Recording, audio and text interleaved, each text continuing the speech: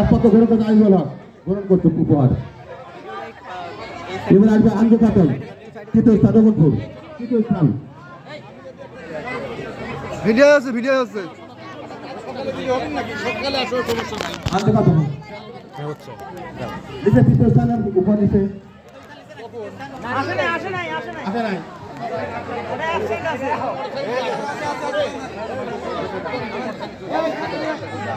পদ্মের মাদ্রাসার দাখিল 19 সালে পাস কেন্দ্র ছাত্রছাত্রী সেদিনের শ্রেণী প্রথম স্থান শারমিন খাতুন, উপহার তুলে দিচ্ছে অথবা সরকারি শিক্ষিকা অজলা খাতুন, উপহার তুলে দিচ্ছে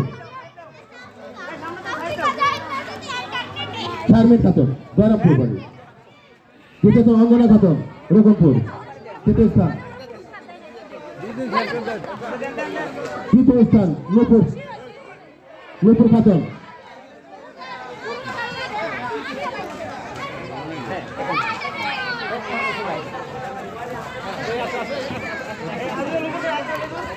এবারে আমি মঞ্চ